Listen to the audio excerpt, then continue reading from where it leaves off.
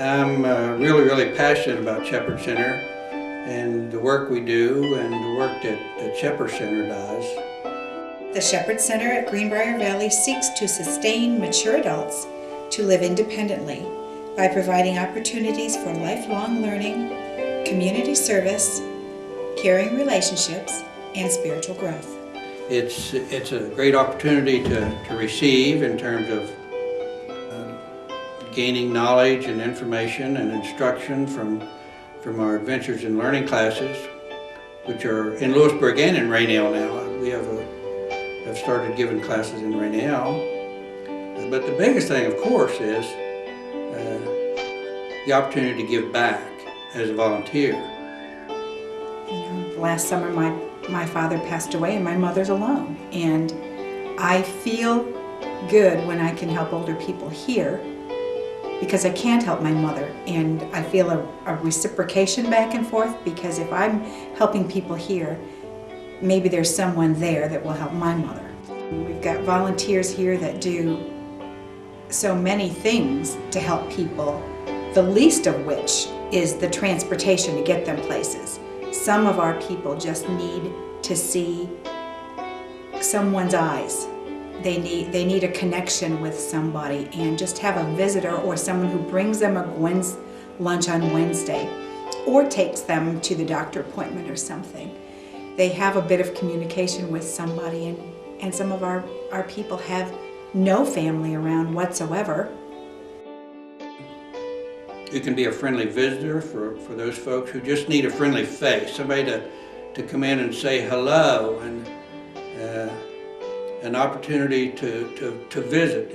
A lot of our folks just have what was taught to me in graduate school as a syndrome called skin hunger.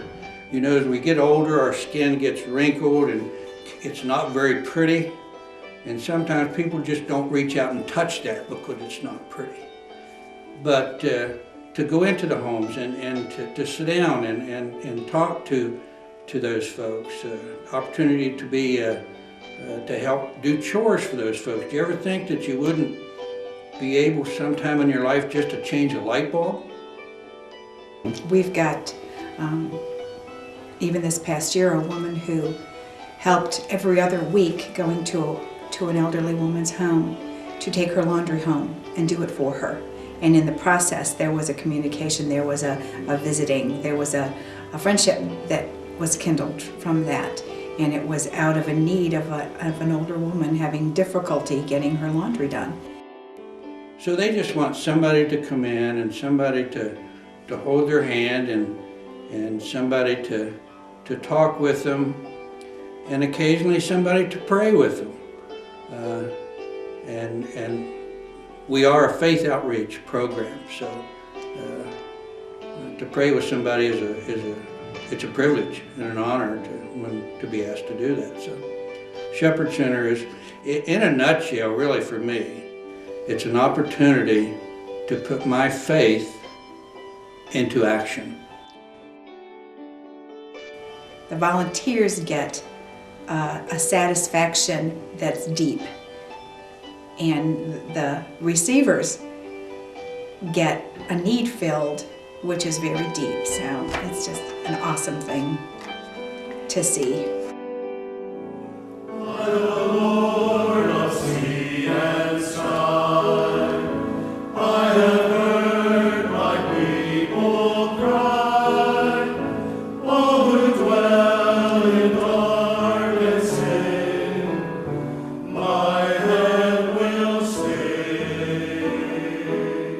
Fred and Scarlett Kellerman, I think most all of us in this area know Fred and Scarlett, but maybe not the impact that their work has on Greenbrier County.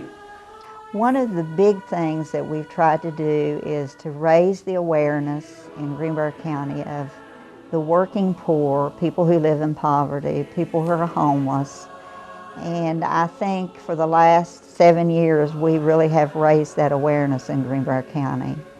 They'll tell you that their calling is a calling from God to do what they do, to feed and house the homeless, to help folks who need construction kind of things with their home. I can recall one of my friends here in Lewisburg had a car to give away, and I thought, oh boy, I'm going to call Fred Kellerman. And I called Fred, and Fred said, isn't it ironic that a man just came by recently and said if he only had a car, he had a job, but he just couldn't get to it. He needed a car and he needed transportation. That has happened so many times now that it can't be by chance. There's nothing chancy about it at all. It's the fact that if you rely on God for help to do God's work, God provides. And God has provided just unbelievably well for Wellspring.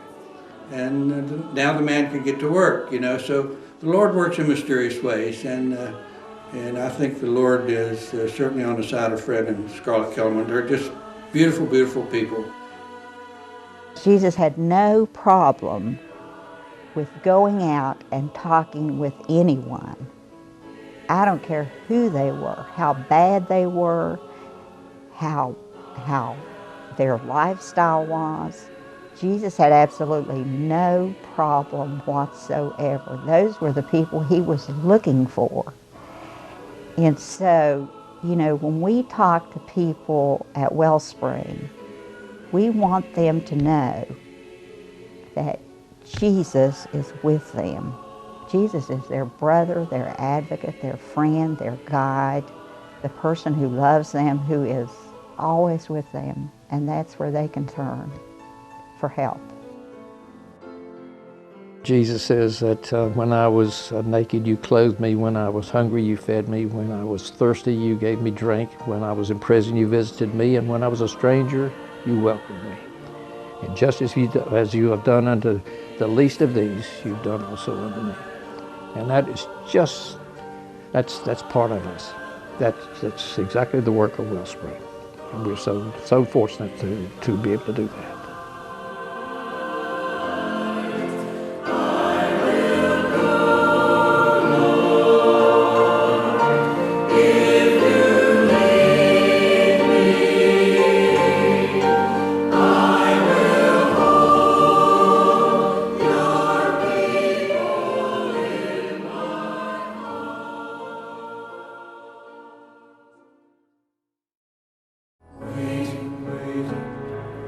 We are waiting, Lord. Waiting, waiting. We are waiting, Lord. Fill the mind to refine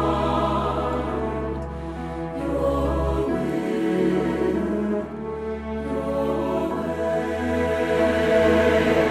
Now let us know your presence, Lord. Emmanuel.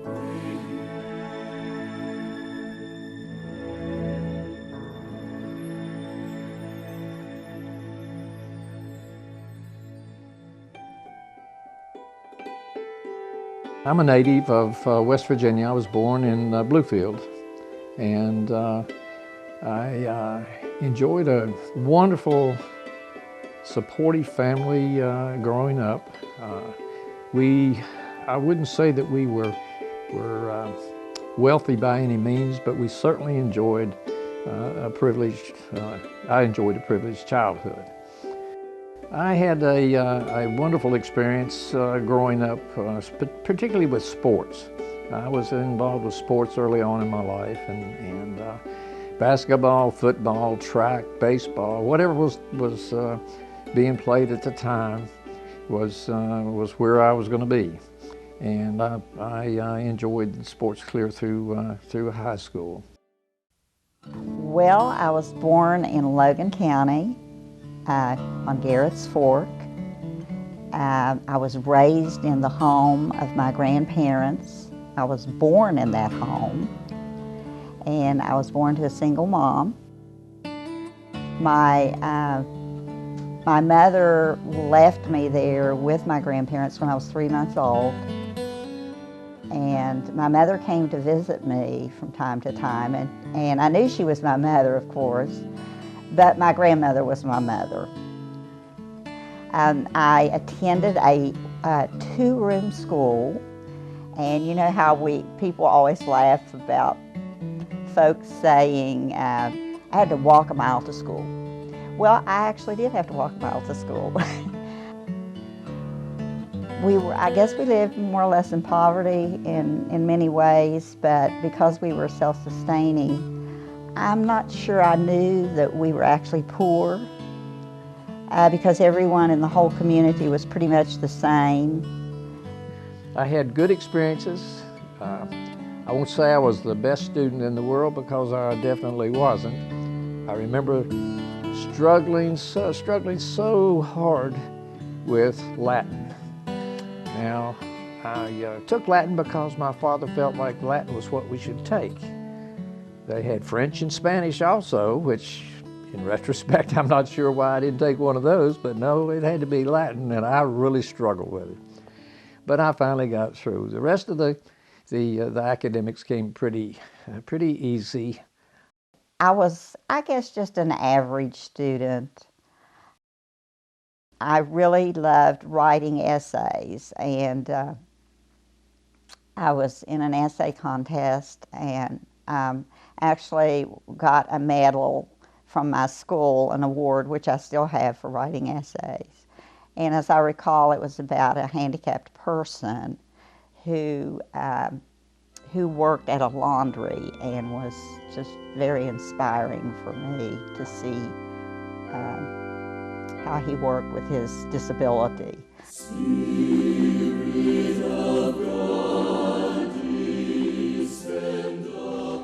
And I think I probably thought of myself when I was growing up as sort of a wood nymph. That was my place to go. That was my place to be. And I think that's probably where I first met God. I don't really know if I knew that was God, but as I look back on my life, I felt that there was a spirit there, and I felt safety there, and so that was just a really good place to be. After high school, left the Bluefield area and went to college at Virginia Tech.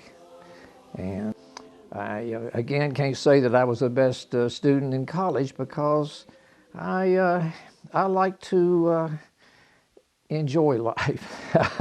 I'm going to be dainty about that. I enjoyed myself in college, and didn't study as much as I should have, but I think I can well remember when I finally graduated. My father looked at me and he says, "You know, I did not think this day would ever come." I was accepted at Morse Harvey College, but did not have the opportunity to do that. So I decided to go to the Charleston Beauty Academy, and I went there and graduated from there, and consequently after that was hired by Coiffures Americana. Anyway, I got to go to New York for training there, and that was just really a wonderful, eye-opening experience for me. Just after graduating from college, or maybe in my junior year of college, I guess, I met my first wife. And she was 2 years behind me, and she was at Radford University. And of course, after I graduated, we got married a short time. Just a very short time after that. As a matter of fact, we got married about the time that I was getting called back into the service. And I was been in reserves at the time, in the National Guard, and they activated our unit. And that's when the Berlin Wall was built. I was stationed at Fort Meade, Maryland when I was discharged. And I started looking around, applied several places. Figured out pretty early on that I couldn't leave that particular area because we didn't have enough money to look around and go job hunting anywhere else. So there was a bank there that was looking to hire on new people. And I was hired with a bank called First and Citizens National Bank. And that began my banking career. I started off as a teller and was trained coming up through the ranks. I worked at Stone & Thomas for several years, and it was the largest salon in West Virginia. There were like 25 stylists there. And that was when I met my husband, Bill. And he had a daughter named Julie, and Julie was only 3 years old when her mother died. And so when Bill and I married, I became a mother immediately. We had 2 boys, Billy, who was William Jr., and Daniel. And so we had 3 beautiful children. And on Sunday morning, we drive over into D.C. and go to the Smithsonian. First of all, there are hardly any people there. But at a certain time on Sunday mornings, they had a little theater type thing, and it was for children only, and it lasted an hour. So we would put our 3 kids in that little theater, and it gave us an hour by ourselves. And we'd go get a cup of coffee and just spend an hour without the children because they were well taken care of, watching that little theater. And we did that, I don't know, for months and months. I was involved in the PTA with my children at school. I was a homeroom mother. I was in the women's club, Beta Sigma Phi, social sorority. So it was just like a time of our children growing up and a lot of wonderful times with our children.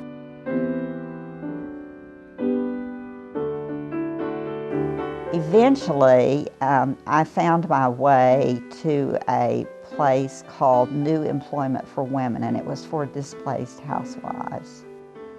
I was still, I believe at that time, still going through the divorce because this was a divorce that took about a year. I started a program through the Charleston YWCA and through New Employment for Women, which was a community-style program that started in several different communities of educational programs for families. When I look back now at, my life and where I was when I moved to Charleston, it just seems so interesting to me and divine in many ways that where I worked, the job that I got with Life of Virginia, I was placed in a building right in between Christ Church United Methodist and Covenant House. And so there I was in a sandwich, so to speak, between 2 wonderful places that were doing wonderful things. And that was where the street people and the people who lived under the bridges and all those people who needed help would go there for meals. And so often I would be walking down the street, and it was really interesting because it was, I think, probably the beginning of my calling. I didn't know the people and they didn't know me, but they would wave at me and I would wave at them.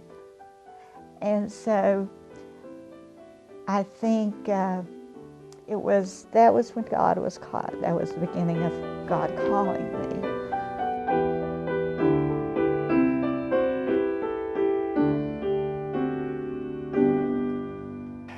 After a period of time, my kids all graduated from high school. there in Bluefield and began their college careers. But that also has led me to one of the most painful things that's in my life is when my wife died. My first wife died, and very suddenly, and it was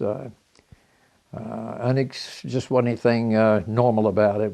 I had always thought of her as being just a rock. She was a good athlete, a very physical person, and very healthy.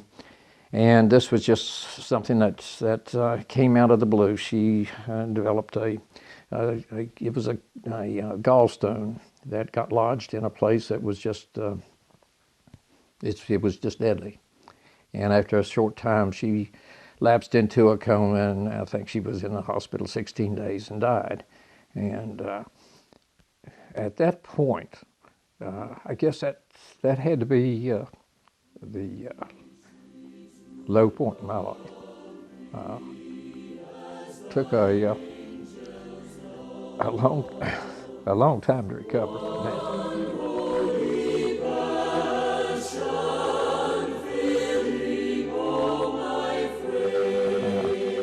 Had a pastor at that time. His name was Joe Geiger. He's a real close friend of ours, and he said, "Well, I know a young lady that I'm going to put you in contact with, and you're going to have to call her." And I had thought to myself that I'm going to have this one date with her. We'll get this over with, and then I can go back and tell Joe Geiger I had done this, I had fulfilled my obligation, and things would be okay. I had described myself as being short and stocky with a gray beard and graying hair, wearing glasses, and I kind of told her I'd have on a suit coat or whatever. And she said, "Well, I am petite, and I'll be wearing this black outfit and a bow tie and a white shirt. It's kind of a masculine outfit." And she says, "And I've got a lot of wrinkles." And so when I walked in, he was talking to the maitre d', and I just kind of stood there in the doorway and waited to see what was going to happen. And I thought he was going to go to the table, but he turned around and he saw me there. And she's just beautiful, you know. And I think, this can't be. This can't be. He just kind of looked at my face and looked all the way down at my red shoes and looked all the way back up, and he said, "You must be Scarlett." And I said, "You must be Fred." When we left that evening, I do remember that I walked her back to our car, and I thought, yeah, I definitely want to see this woman again. Well, anyway, I think that Joe knew what he was doing, or God directed him to do whatever. But anyway, it's been, I think, a match made in heaven. After Fred and I met and we started our life together, I, felt like God had a real purpose for my life. And when we got married, we were married at Christ Church United Methodist. It was just a beautiful service. The commitment of my life. He is the love of my life. And I feel like my life just was beginning with Fred. I often say that I'm the most fortunate man in the world to have had two wives that are just exceptional, just beyond belief. So I kept my blessings that I've been that fortunate. Fred was about to retire. I had retired, so I went to Covenant House as a volunteer, and I got to know a lot of the street people.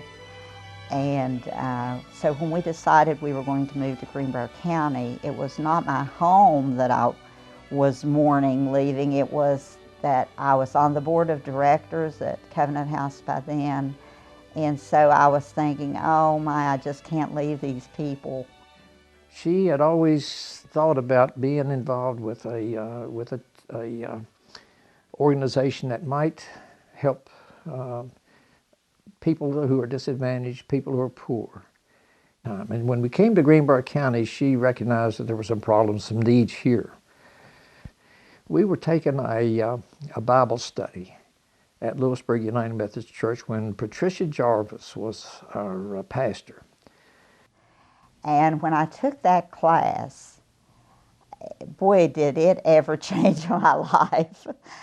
I just got to know Jesus up close and personal. And so when Patricia asked us the question, if money was no object, if there was nothing standing in your way, what would you do for Jesus? I said, well, I would love to work with the poor because I really think that's where the heart of Jesus is. That's where Jesus would be with the poor. So that's what I would like to do. And I would like to start something maybe sort of like Covenant House, where I've been working for Greenbrier County. But I wouldn't know where to start doing that. And Patricia just had this simple answer. She said, you find one or two people who are like-minded, and you just get started. I would never have done anything like this. It was the furthest thing from my imagination, but Scarlett had this dream, and she had experienced it before. And she just kind of led me into it, and before long, I was just as much involved, I guess, as she in terms of wanting to do this. So Fred and I did a lot of really interesting things. One time we decided that we were going to be like homeless people, and we were going to walk down the street in Lewisburg to see if we could find help. Boy, was that an adventure. We had a lot of doors slammed in our faces, and we had a lot of really negative things that happened, and we couldn't figure out how to get help. Because at that point, we really didn't know the organizations that help people. And so we thought, well, gee, here we are, we're pretty intelligent people. If we're having trouble, what's happening to people who are the real homeless people, or the people who may need help and they don't know where to get help? We started out Wellspring off our kitchen table. That's all I can tell you. Kitchen phone and kitchen table, and we started searching for ways to help people. And we had a meeting at Lewisburg United Methodist Church one time where we invited some of the community leaders who were interested in working with social needs. And we had over 30 people attend that meeting, which kind of astounded us. And out of that meeting, we really began to formulate the groundwork for forming Wellspring of Greenbrier. Eventually, after traveling for about 2 years all over Greenbrier County and going into homes, meeting with a lot of people who do the kind of work that we do, we had a real feel for who was helping people in poverty in Greenbrier County. And we had a real feel of where all those pockets of poverty were then and are now. We are waiting, Lord, waiting.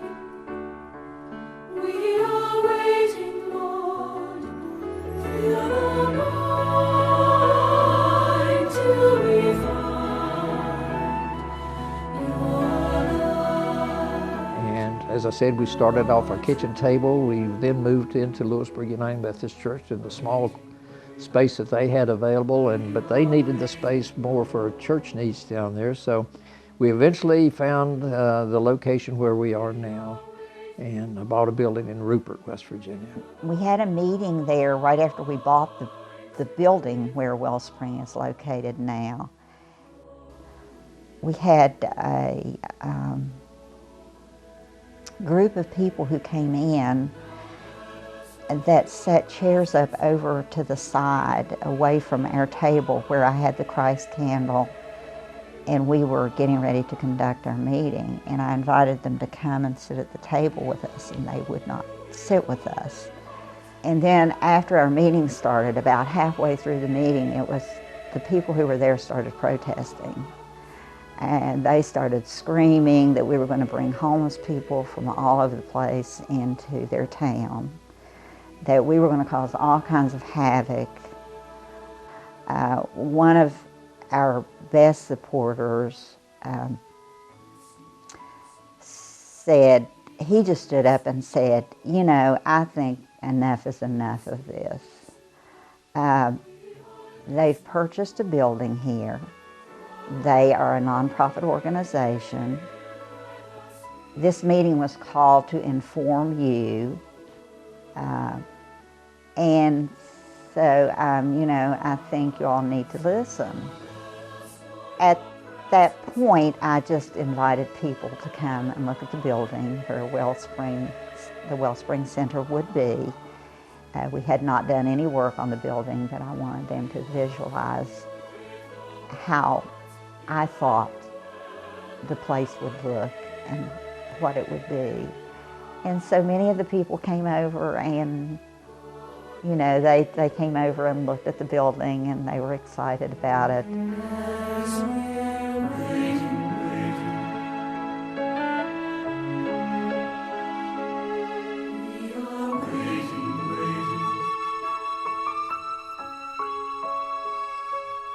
Well, we were able to launch the Wellspring Center, and it's been a wonderful experience just to envision something, see it happen, have people help us make it happen, and to be able to realize a dream and be able to reach out to people that we need.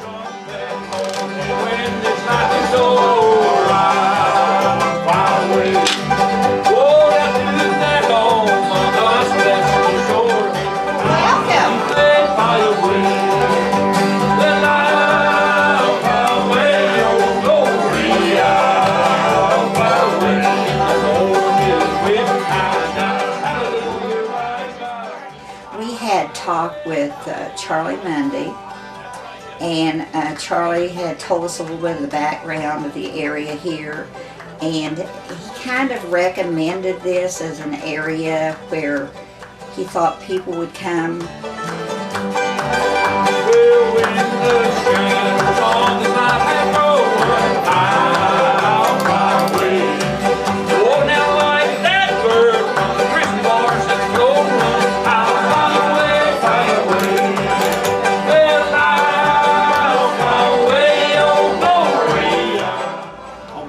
Citizens of West Virginia, please accept my most sincere best wishes for the continued success of this invaluable initiative.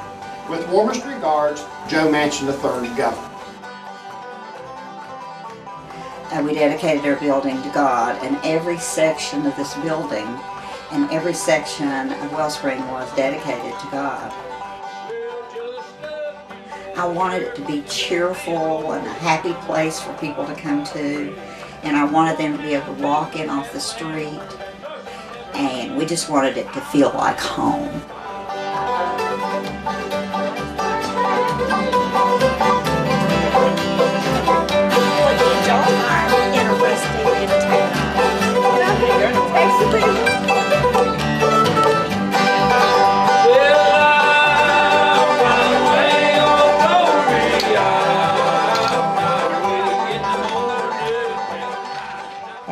And I kept thinking, well, what if nobody comes? You know, what if no one comes in for help? But it didn't take very long for people to discover who we were and what we were there for. We have a welcome station where people come in and sign in. We welcome them and ask them what kind of help they need. We have applications they fill out. Sometimes people need to do their laundry. Sometimes they need to take a shower. They may have children who need a play center that they can play in. We have a library where they can go and get books. They can check out books. And oftentimes we'll have a class going on in there. We've grown to a point where we have a significant number of programs at Wellspring, and most of those have been the brainchildren of Scarlett. She's the one that thinks up most of these things. I try to help her implement them. I'm more the outside guy, and I do our summer building program and construction program with our work teams that we have coming in.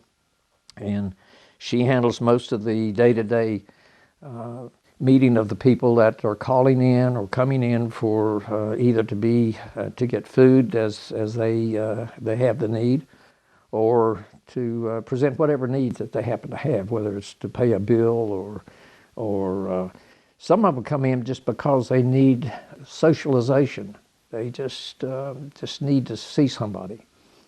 We're blessed to have all of them coming in now. We have about 30 different programs that we do throughout the year. But right now, one of the most important ones, and the one that we've been doing for about 2 years now, I believe, is called Bread and Soup Express, etc. Diana Godby, who is on our mission team, said she wanted to coordinate it. And so she has developed a list of cooks, of people who love to cook. And so usually every Tuesday morning we get the food, we package it at Wellspring, people come in and get the food. We do have a bakery that we buy from, and they deliver our bread on Tuesday. And this is a very successful program at Wellspring. Our oldest program that we started doing before we even had the building was called Transient Packs. We came up with a nutrition pack, a toiletry pack, and a first aid pack. So that is actually our first and oldest program, and we still have that. Those transient packs are sent to various places throughout Greenbrier County where there's a lot of traveling people. One of our other programs is the home improvement program, which Fred does. We came upon the name of Home Improvement because Fred and I just loved the program Home Improvement, which was a comedy show, and I even got him a shirt that said Home Improvement that said, "Real men don't need instructions." We build ramps, and we do repair roofs, and we do steps and windows and insulation, and basically pretty simple jobs. Some of them get a little bit more technical than others. I love the ones where I have to design something, such as a ramp, when it has to turn a corner and you have to build a platform and turn it and figure out the angles and all that. And we get work teams from churches, particularly Clifton Presbyterian Church, from our own church, the Methodist churches around the area, more than I can say, from the Catholic community. Bethlehem Farms, which is a Catholic retreat center located not far from Penn Springs. We have kind of affiliated with them over the last several years. And they have teams that come in. Some of them are high school groups, some are junior colleges, but most of the ones that we have coming in, the largest number of them come from the universities. We have them coming in from Boston University, from Notre Dame, from Holy Cross, just everywhere. You just can't name all these schools that send their university students in, or who elect to come in to spend a retreat time, usually on their spring breaks. We always try to have them enjoy themselves and have some fun while we're doing the work, and that's part of it.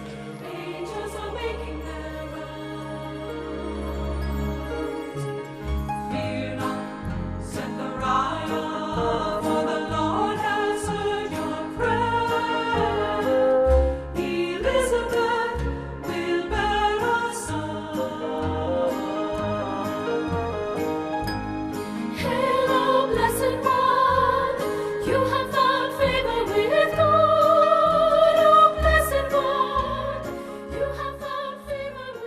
My expertise has come from a program which I borrowed from Covenant House, which is Adopt a Family. It is a huge program that we do at Christmas time. We have families that adopt families, and I coordinate all that. Plus, we have gotten help from some friends from the Wheeling area, Appalachian Outreach Incorporated, and they have people who work all year long getting us ready for Christmas. And they do shoebox Santas, toys and gifts, and that's a part of our Christmas that we do in Greenbrier County. Those gifts go out to all the senior citizen centers, all the nursing homes, all of the food pantries, and community centers. So we cover a lot of territory at Christmas.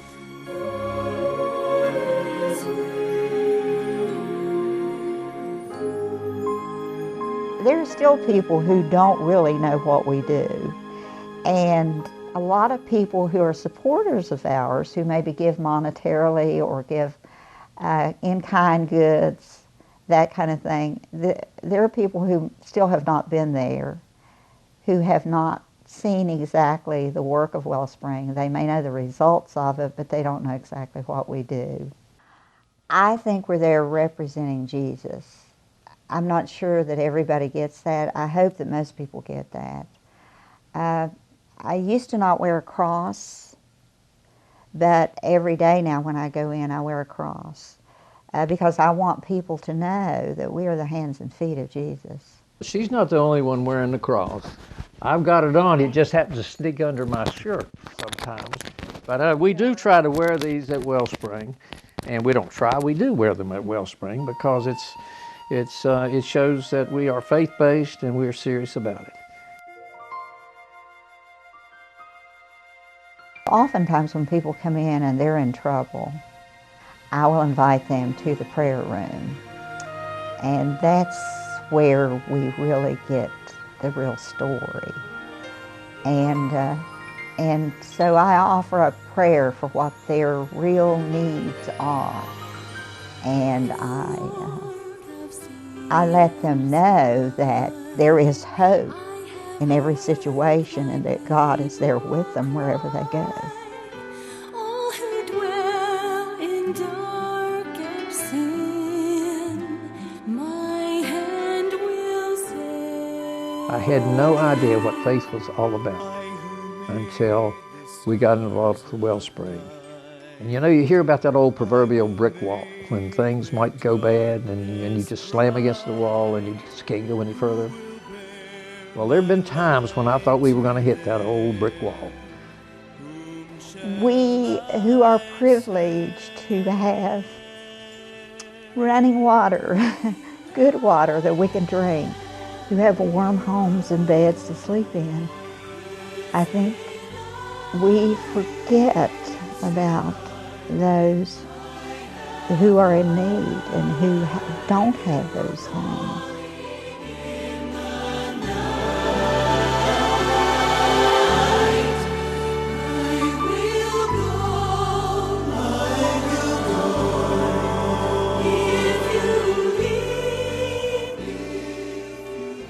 Jesus said that the poor will always be with us. That, I think Jesus is with us. I think Jesus is with the poor. God has a plan. And part of that plan is that he's helping Wellspring. He's not helping Scarlett, he's not helping me, but he's helping the people that are in need, the people that we consider to be our friends and our associates that we deal with. And they're wonderful people. They just happen to have needs that sometimes they can't handle on their own. We try to help people emotionally and spiritually. And we feel really good about that part of it because that is what led us there in the first place was Jesus. And so we want people to know that Jesus is there.